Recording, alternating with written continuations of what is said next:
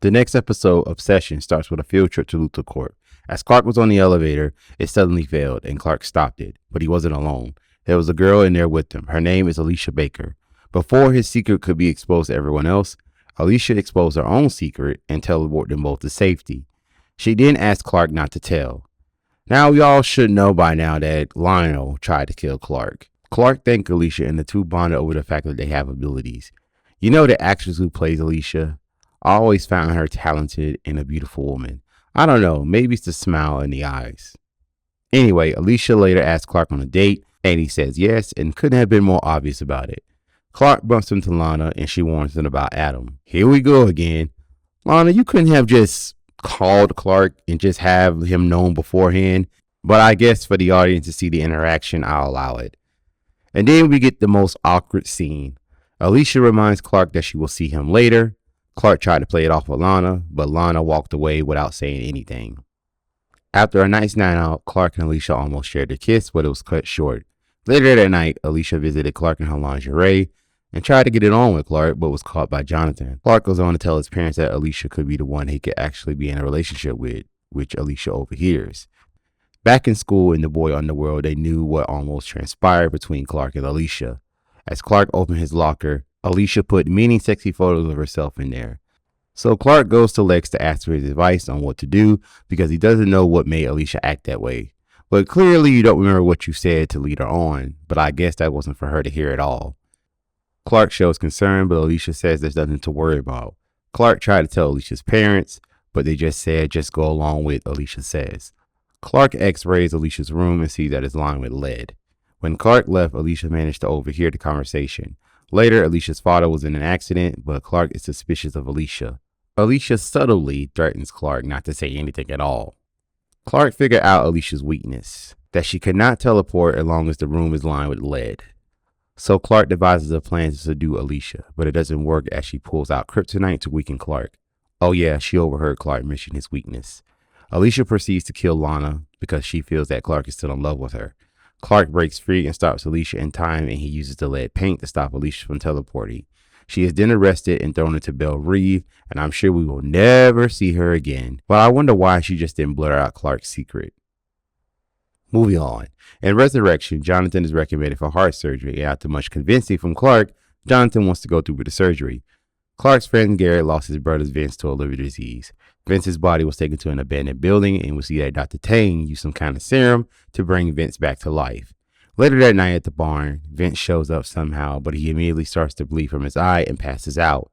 Vince is brought back to the hospital, and his liver is deteriorating fast. Clark investigates where Vince got the serum and traces it to Metropolis. He overhears Lex and Dr. Tang talking about the serum. Clark manages to swipe it. Out of options, Garrett shows up to the hospital with a kryptonite bomb, threatening to hurt everyone there. Clark shows up back with the serum. But I don't know why it took Clark so long to get back, because it was in the middle of the day, and it wouldn't have took him that long to get back. Like, what were you doing? Anyway, Clark convinces the sheriff to talk to Garrett and manages to get the hostages free. Clark gives the serum to Garrett, and it reacts to the kryptonite the same way as Clark's blood does. It's administered to Vince, but it doesn't work. Garrett wants to transplant Jonathan's liver. However, he was killed before it could happen. As Garrett was falling, he activated the bomb. Clark quickly grabs the bomb and let it explode far away from everyone. Jonathan makes it out the hospital, but Clark has something on his mind. When I went to pick up the vial for Vince, Lex was there. He was talking to one of the scientists. From their conversation, it sounds like Lionel Luthor's behind all of it. Dad, when that serum got close to the kryptonite bomb, it reacted the same way as my blood. I know. It sounds crazy, but I think that Lionel Luthor's found a way to use my blood to bring people back to life. If my blood can save lives, maybe I should come forward. What if there's something inside me that could repair Dad's heart permanently? Lex speaks with Dr. Tang again and shows Lex a deteriorating Adam. The next episode, Crisis, is mostly filler, but a lot of story elements set up the closing story. It begins with Clark getting a future phone call from Lana, and she ends up being shot by Adam. He managed to save Lana, but with Adam's dying words, he says to be careful of Lionel. Speaking of Lionel, he sets up Lex to be the fall guy of the lab. We then find out that Lionel has the same liver disease as others before him. Legacy revisits the plotline of Jonathan's deal with Jor-El. While almost dying from falling from the barn, Jonathan hears the spaceship's key. Clark goes to visit the caves and tries to give himself up to save Jonathan, but is interrupted by Lionel. Lana tries to get up under Clark's skin, but Clark stands firm. Clark blames himself again for Jonathan's current state, but Jonathan says he will do it again if it means Clark being safe. While Lana was speaking with Lex about the caves from earlier, the keyhole suddenly appeared in the caves. Lex is wearing a wire while the FBI is sitting in. Oh yeah, in order for Lex to get out of trouble with the FBI, he cuts a deal to bring Lionel down. Lex meets with them and they are interested in Lex's obsession with Clark. They also reveal that Clark is friends with Virgil Swan, which goes to the next scene with Lionel and Virgil Swan. They are both agreed to come into the arrangement and set up a research lab in the caves. The FBI raided the farm looking for the key. Clark went to the town to look for Jonathan for some odd reason, and he unloaded on Lana about how he feels and kissed her. But Lana says that he needs to focus on finding Jonathan. Clark finds Jonathan and they head back to the raided farm where Jonathan had the key the whole time. Clark finds out Lex was meeting with the FBI and thought it was Lex's doing, but it's revealed that Lionel had his own men raid the farm.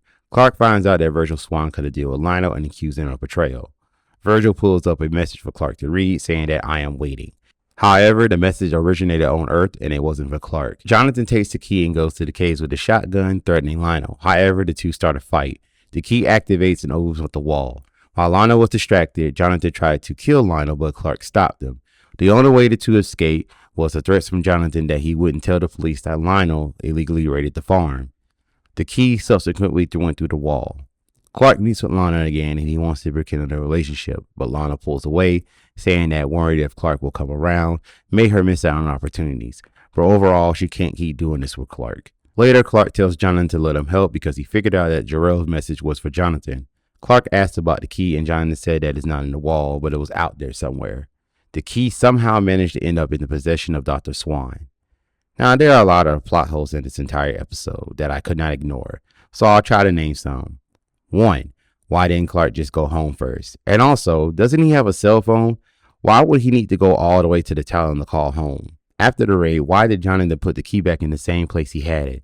Also, the barn was totally clean. You could chalk it up to Clark cleaning everything up at super speed. However, I feel that this scene was out of order from when Jonathan initially went missing, but that's speculation on my part. At first, it was implied that the key had went into the wall, but somehow it ended in Swan's possession. Now, how in the world did he manage to get the key, unless he had someone on the inside to collect the key while the fight was going on, but we will never know how he got it. The final full episode, Truth, finds Chloe breaking into Luthor Court and breeding the chemical agent that gave her the power that every journalist ever dreamed of, and that's to get anyone to tell the truth. However, it was killing her. But before Clark saved her with the antidote, Chloe managed to get a confession from Lionel that he killed his parents via voicemail. But Lionel, being clever, managed to break into her voicemail and delete it. So Chloe's back at square one. Or is she? Also, Lana is considering going to the School of Arts in Paris.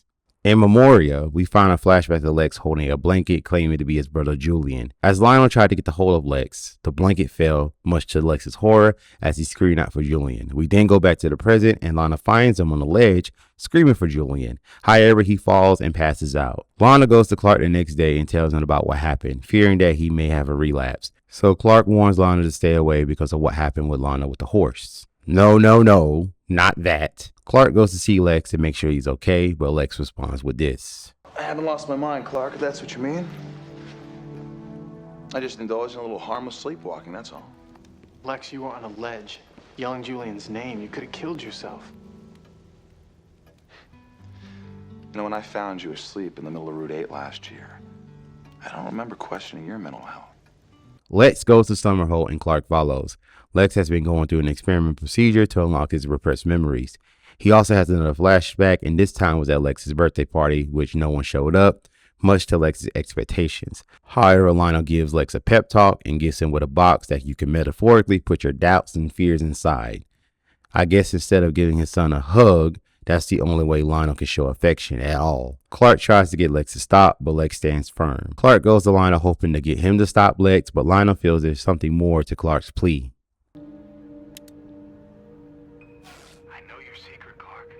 Gotcha, bitch! I know your secret, Clark. I know your secret, Clark. You want Lex to stop this highly dangerous therapy? I know your secret. Lionel goes to see Lex, and Lex has another memory unlocked. Lex's mother Lydia wants a divorce from Lionel, but he won't let her. Another memory triggers. Lionel finds Lex at Julian's crib.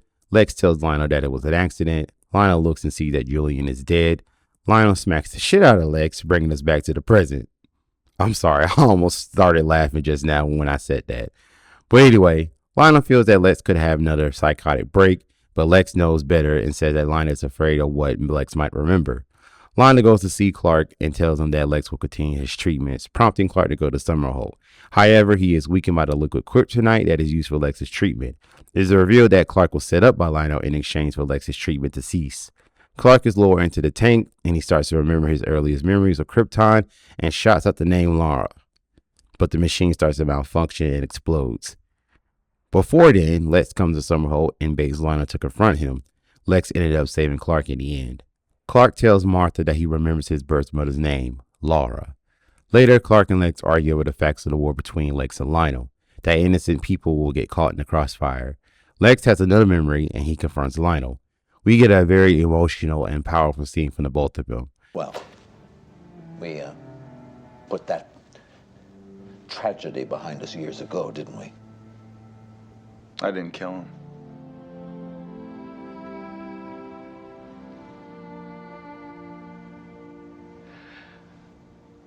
Lex, I understand that you need to excuse your behavior, but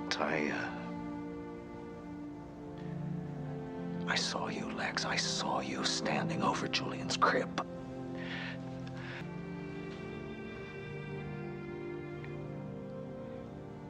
Mom did it. That's what I repressed. It is revealed that Lillian was the one that killed Julian. The reason Lex took the fall was because he was Lionel's only heir, so Lionel would have made sure nothing would happen to Lex. However, Don't you dare. I won't let you desecrate your mother's memory like that. I don't blame her, I blame you. What are you talking about? Your mother loved Julian. She wasn't capable of murdering her own child. She loved him. Loved him so much she couldn't bear the thought of subjecting him to your particular brand of parenting. Anything happened to me. But Mom, she would be the lamb to the slaughter.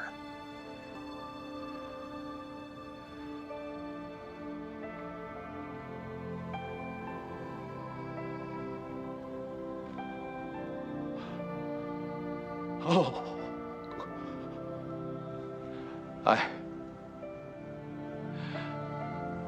If I'd known, if I'd seen. What? Things would have been so different between us.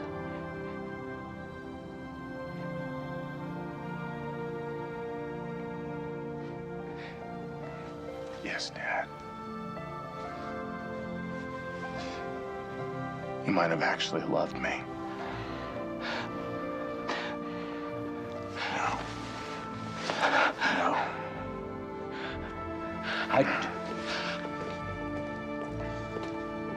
like I said, it's a very powerful scene.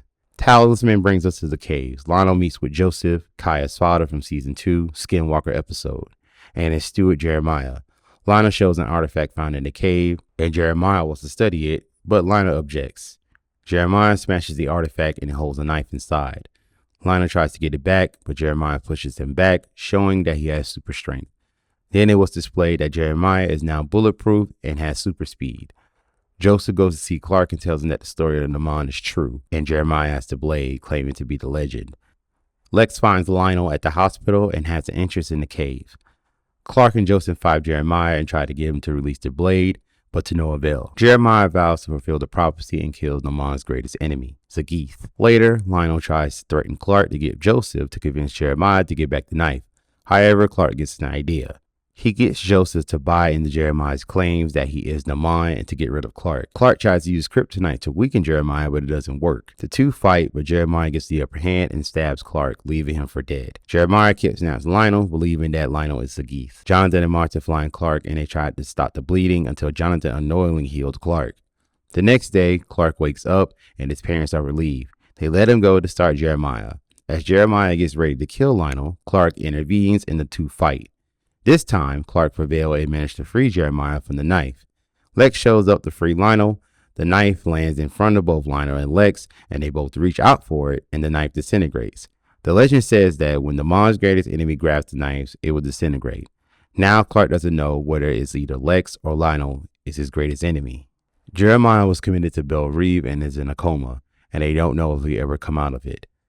Lex sees Clark that night and wonders if the hero of the story is actually Sagith. We get two subplots. Lana got accepted to the School of Paris, but doesn't have the financial aid to cover her classes. Lex helps Lana by buying her shares from the Talon and sells it. Pete's parents are going through the divorce, and Pete has been avoiding it by sleeping at the Torch. Forsaken leads into the final preparations for Lana's departure to Paris, telling Clark that the big day is Saturday. Lex tells Clark that it's time to let Lana go.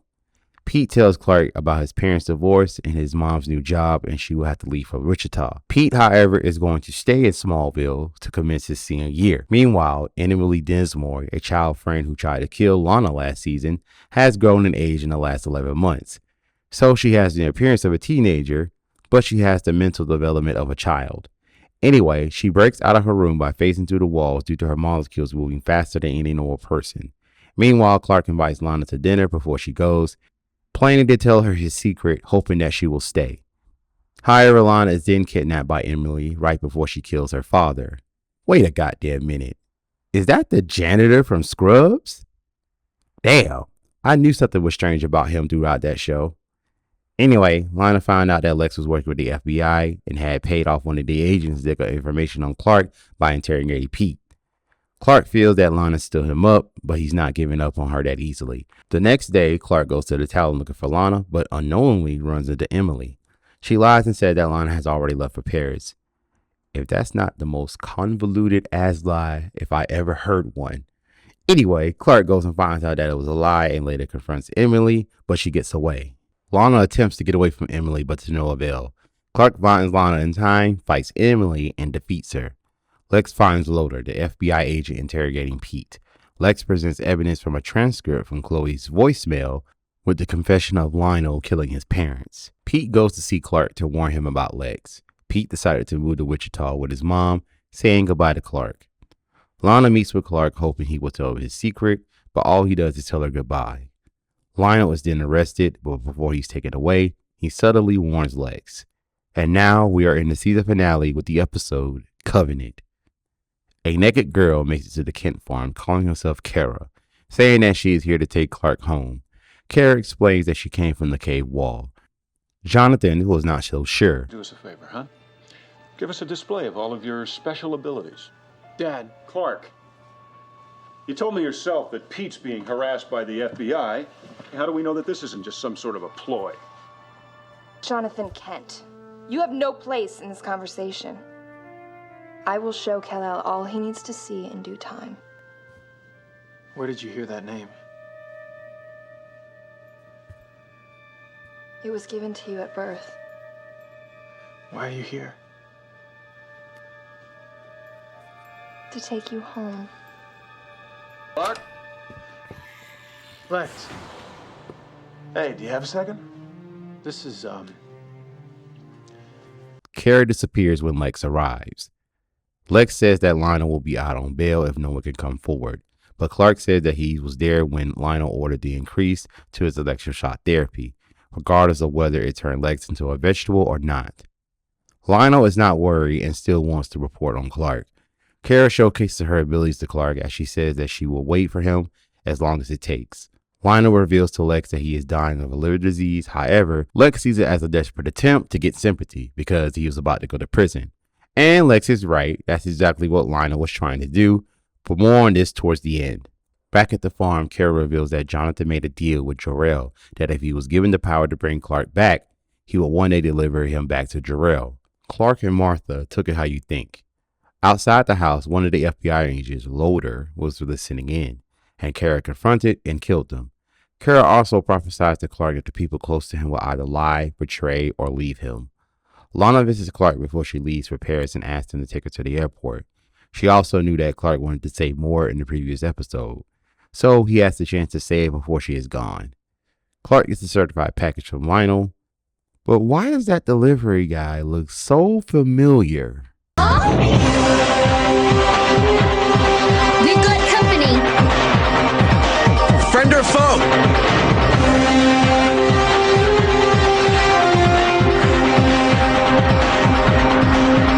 It's Jack! You guys need any help?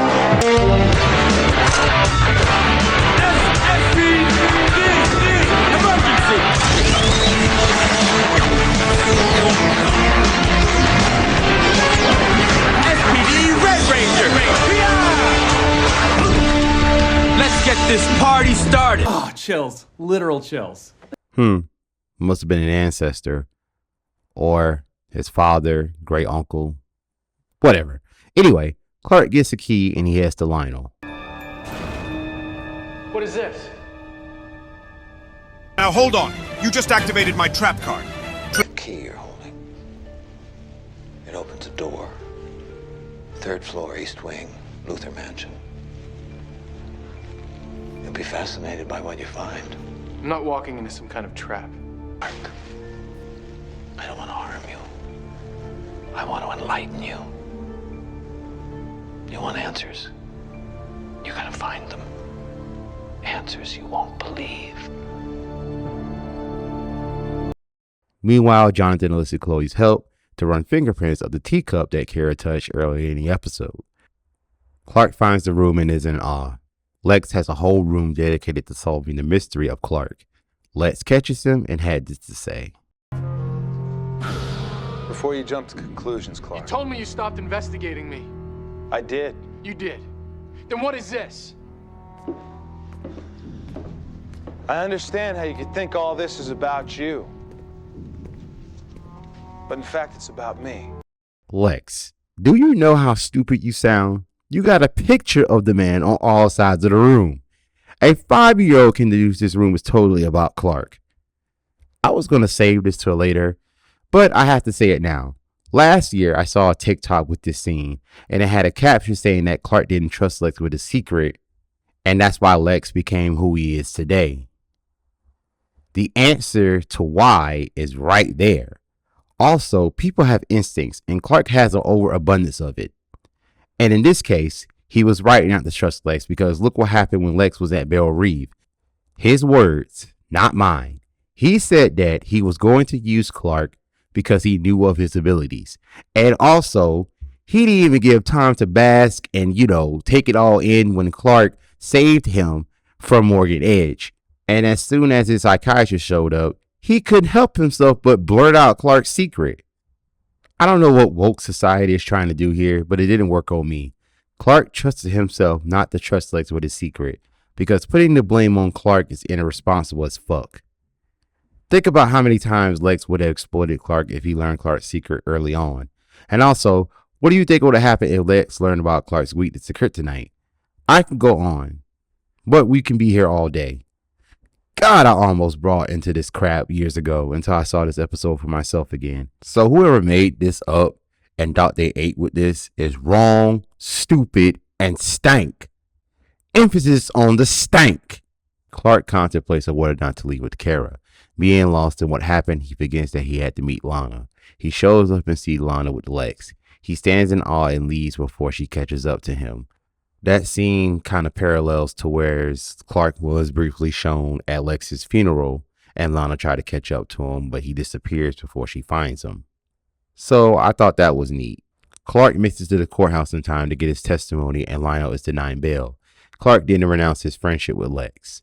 While brooding in the barn, he admits to Kara that she was right and that he was ready to leave. As the Kent search for Clark, Chloe comes with the results of Kara's fingerprints to Jonathan. Clark and Kara open a portal into the cave wall, and they're about to go in until Jonathan intervenes. Jonathan says that Kara is not who she says. Her real name is Lindsay Harrison. While driving, she was hit during the meteor shower, and her body was never found. Jarrell grabs Lindsay into the wall, saying that she served her purpose. Jarrell attacks Jonathan, forcing Clark to come into the wall. However, Jonathan is knocked out cold. The FBI set up Chloe and her father in a safe house, but once they got inside, it exploded. As Lex was drinking, he was suddenly poisoned. And we all know that all this was Lionel's doing, as he gets a prison haircut with a smug look on his face. Martha heads outside and she finds the Controlian symbol was burned into the yard. The season ends with Clark in some sort of chrysalis, hearing the voice of Jor-El telling Clark it's time to be reborn. Season 3 is very story heavy, minus a few filler episodes. Her relationships were put to the test as usual. People around Clark kept more secrets than he could ever hold, but this was due to Clark's unintentional behavior, as it may be in some cases. But the secrets being kept caused a lot of conflict, as it should. I pointed to the main plot of the season, which Clark not being sure whether or not he wanted to stay. However, it was only a few episodes. Everything else around him was subplots and filler. I wanted to think that the plot about Lionel's illness and covering up his transgressions would have taken precedence, and Clark's blood did tie in with Lionel, but it wasn't brought up until the middle of the season. However, after that, it was never brought up again until maybe several seasons later. The Chronicles continue with the leftovers from season 1. Chloe investigates New Corp and the corrupt CEO, Donovan Jameson, who committed atrocities by killing his employees and experimenting on previously infected people that caused harm, like Tina Greer, Sean Kelvin, and Greg Arkin. After some investigating and reporting, Chloe and Pete managed to uncover the truth. But in the end, Chloe decided to sit on the story, and if Jameson decides to resurface, she would air out the dirty laundry. But I believe that this is glorified filler, if you ask me, but I thought I'd mention it for the ones who don't know or have forgotten. We dive more into Superman mythology as we get more references from the DC universe, but I'll only talk about a few that caught my attention. Christopher Reeves guest stars again as Virgil Swan and ends up with the ship's key. Sadly, Christopher Reeves passed away back on October 10th of 2004. Spoiler alert, they incorporated his death into the show. But we will learn the fate of his legacy in the seasons to come. We also get the introduction of Perry White before he became the editor of the Daily Planet.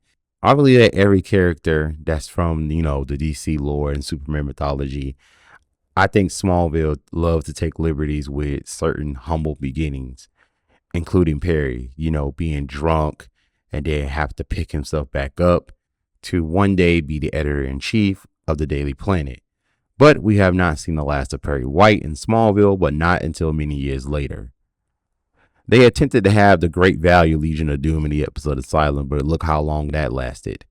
Morgan Edge was featured in the comics and several DC TV shows throughout the years, but we will never see him again as he was killed by Lex. Now, let's get into the characters. Pete's development this season didn't start until the episode Velocity. He aired out his frustrations about being in Clark's shadow, and he didn't have his own thing that made up his identity. So for a while, street racing somewhat gave his life meaning outside of Clark. In the episode Truth, it was revealed that Pete was in love with Chloe, but he had to put those feelings aside due to her being in love with Clark, so there was no point. Clark and Pete's friendship was definitely put to the test when Pete needed help getting out of trouble. Pete even wanted Clark to slip on the red kryptonite ring to get the money that he owed. It put a strain on their friendship for an episode or two, but eventually they were good again. Pete had to leave because it wasn't safe for him to be around and know Clark's secret, and he couldn't live with it if he ever betrayed Clark. So leaving was the only option. The actor Sam Jones III exited the show. There's a clip I found on TikTok expressing why he left the show. I would definitely stay for more seasons. There's a lot of money in that show. I remember when I was gonna leave the show, they said, because my character had too much pressure with knowing the secret. And I remember being so sad when I was gonna leave the show, because I was on the panel like this. They were like, "So what do you guys think about season 4?" And I was just be like, "He's not coming back. I'm gone." I really felt like that Smallville was a family, because we would they said it was a family, right? This was my first show, and they were like, "This is a family." So I was like, "This is a family." We all moved to Vancouver. We left our belongings. We're up here as a family. And then when I left the show, I was like, "It's not a family." So then I was young, right? So then I was just like, "I don't want to act anymore. It's not a family." The drive came back after I realized it wasn't a family, and my little brother woke me back up, and I was just like, "Yeah, it's back on," That was a stupid way to write off a character, but I guess. Season 4 and beyond would have been slightly different if he sticked around. Chloe bit off more than she can chew this season, having been an informant from Lionel, and she then turned on Lionel because her conscience got the best of her and she wanted out. But her father got caught in the crossfire and lost his job. And none of this would have happened if Chloe hadn't gotten her feelings about Clark and Lana from last season. Chloe was checked on her journalistic curiosity, and she kind of toned it down once her friendships was in the balance. The infection that gave Chloe the power to get anyone to tell the truth, I felt like the writers were ready to write this story, and her almost near-death experience gave her the wake-up call she needed to realize there's a line you can't cross with the people you care for. It seemed that she had gotten over her romantic feelings for Clark, but she did sneak a kiss back in the episode Magnetic, saying that the reporter has to stay on her feet. Yeah, right. But Clark didn't seem to mind. I wonder why her father didn't just move from Smallville once Chloe was a witness for a powerful, corrupt businessman such as Lionel. You would think that he would put his foot down, grab Chloe, and run, and don't look back. But despite the drama of it all, Chloe is still a teenager, and it's crazy that she is in this kind of life or death situation. But I guess her father probably would have got a subpoena and had no choice but for Chloe to help break Lionel down. Subsequently, Chloe and her father paid the price by walking into an exploding safe house. We will learn their fate next season. The Kents have been through a lot. Losing a baby, Jonathan's heart attack, almost losing a farm, and Clark could have been taken away from them forever. In the comics, they expressed how hard it was to raise an alien child, but they said they wouldn't have it any other way. Their only regret is that they didn't have more children. Martha didn't go through many changes this season for me. I felt like she did not need much development because how she is from both season 1 and 2 was enough to carry her over for this season. However, she did express in the episode truth about how hard it's been with Jonathan's condition and Clark's biological heritage. She did get over the fact that she lost the baby, but if I could be real about it, she wasn't showing or acting pregnant at all, because them hormones would have had her act like a total bitch the entire time. Martha had a smaller role in most episodes besides filler, but it was okay. She still was a prominent character in the overall story of season 3. Jonathan had his own challenge to face, and that was his mortality. Clark expressed that he always thought Jonathan was like the Man of Steel, but after Jonathan's heart attack, his surgery, and recovery from that surgery can make anyone notice their mortality. I wonder if Jonathan didn't have Clark's powers, would he have still had the heart attack? One thing I admire about Jonathan is that he can be strong and fearless while going back and forth with a being that was long dead from another planet without any regard for his life. Hell, he doesn't mind trading blows with Lionel while in his current condition. Jonathan did, however, keep a secret that he was supposed to deliver Clark to Jor-El. When I studied the episode Covenant, when Kara told Jonathan that he broke the deal, I see that he was supposed to bring Clark to Jor-El right after they came back from Metropolis. Jonathan banked on Jor-El could never come for Clark, which was irresponsible on his part because we all know that Jor-El was not going to give up on Clark, not by a long shot. He paid the price and Clark ended up going with Jor-El anyway. When Jonathan was attacked by Jor-El in the cave, he was rendered unconscious on the ground alone. We will also have to find out Jonathan's fate come next season.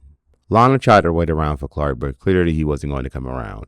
He only tried to rekindle things when he was vulnerable or if she was going to leave. She had been through a lot this season. First, when she was stomped by the horse and her leg was broken, which will have long-term consequences for future seasons. When she let Adam in her life, I thought that they were going to get together, making another love triangle that Lana and Clark are a part of. And who needs another one of those? Maybe the writers abandoned that plot line altogether and move on to develop Lana's character beyond her love life. Fuck you. Okay, one can wish, right? Lana wanted an identity outside of Smallville due to all her loved ones are either dead, left, or had stepped back due to some significant other getting jealous over the fact that their spouse wanted to get to know their daughter he never knew he had. I'm sorry, I'm still pissed about last season. I hope that lady feels good about herself. Not Lana, Harry Small's wife. But I kind of see that Lana kind of acted like she didn't want to leave. It was almost as though she was just doing it for attention.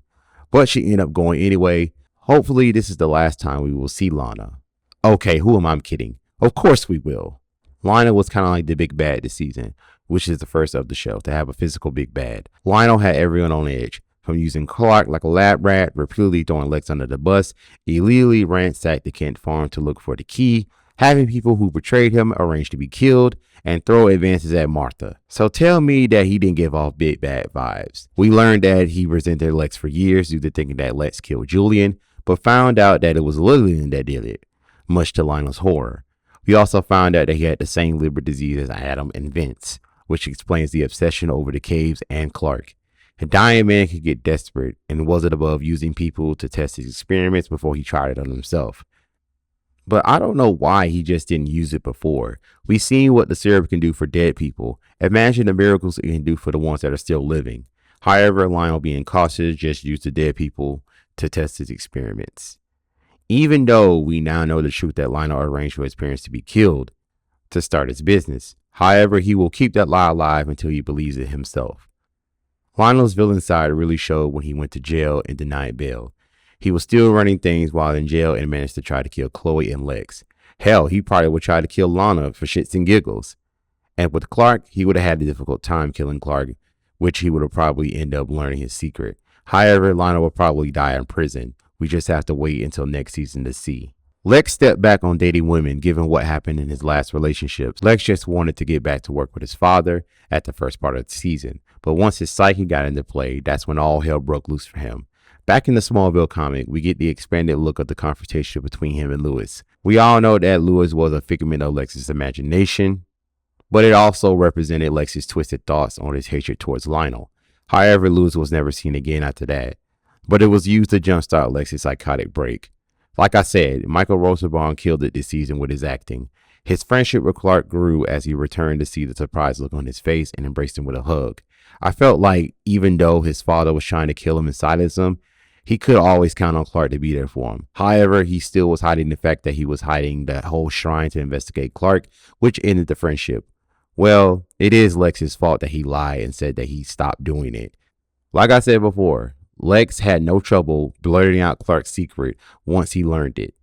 You see, Lex, you fucked up on that one. Even at a young age when he wasn't crying, Lex was smart to take the fall for his mother because if he didn't, Lionel would have had killed Lillian. Wait, Lionel would have probably shamed her and have her arrested, then have her to be killed in prison. I don't know. I'm just thinking like Lionel. Lex did have a lot of repressed memories which kept hitting him because of that experimental treatment. It was dangerous, but it did help him strengthen his hatred for Lionel even more. However, in the episode Truth, it was revealed that Lex really just wanted Lionel to love him, like a father is supposed to love a child. But in a twisted way, Lionel just wanted Lex to be strong and fearless in this cruel world. But all you had to do was love your child. Lex had no trouble putting Lionel away once he was blamed for the murder of Dr. Tang. Hell, I would have cooperated too. Father or not, I'm not going down for my father's crimes. Things didn't come without consequence as Lex was poisoned by Lionel, leaving Lex to die on the mansion floor. Clark discovers more for himself as he's learned the source of his powers. Like I said before, I didn't notice at the time that Clark's powers come directly from the sun. And no, I did not read comic books back in the day because I really couldn't because my hometown did not have a comic book store at the time.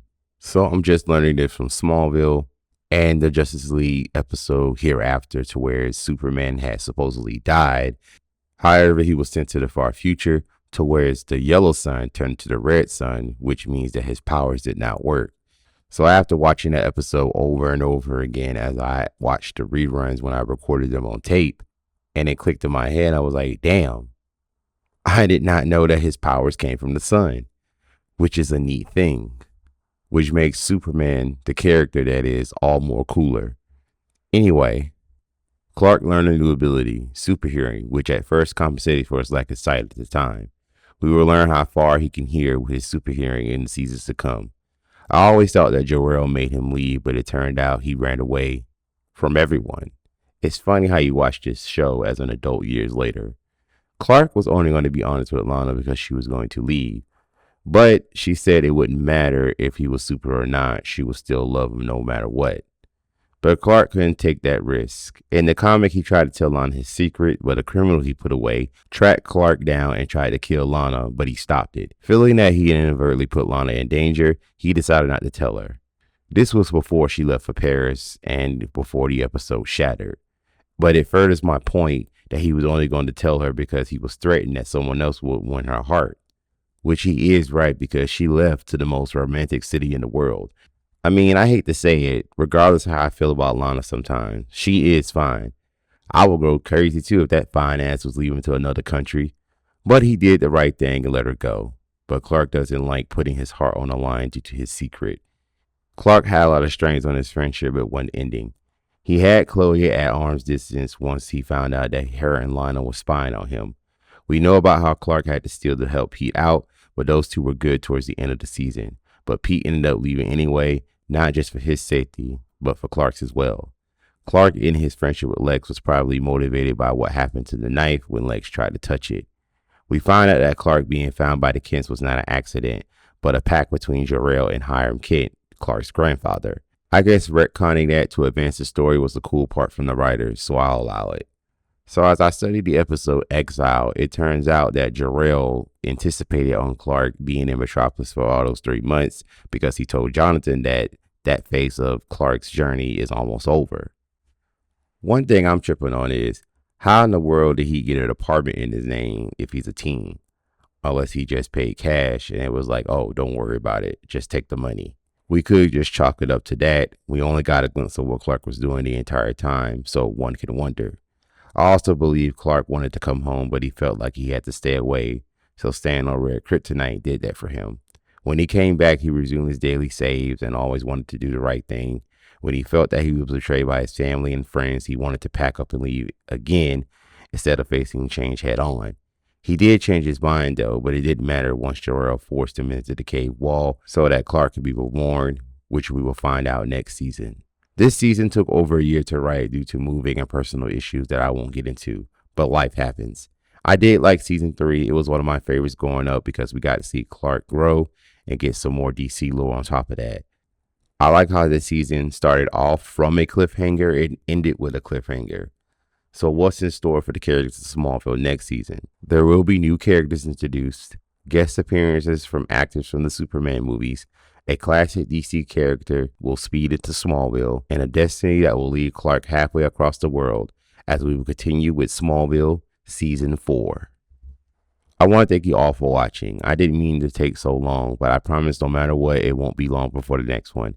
Be sure to check out my other videos. Burst Talk is the show that I talk about various forms of media that I would deem fit to talk about. The link to the playlist will be in the description below. I also stream live on all platforms like Kick, Twitch, Facebook, and TikTok if I can get it working. So please be on the lookout for that. Also, please join my Discord, Burst Talk Infinite. The link will be in the description below so you can join anytime. So that's all for today. Thank you guys for watching. Don't forget to like, subscribe, and share. And I will catch you all next time.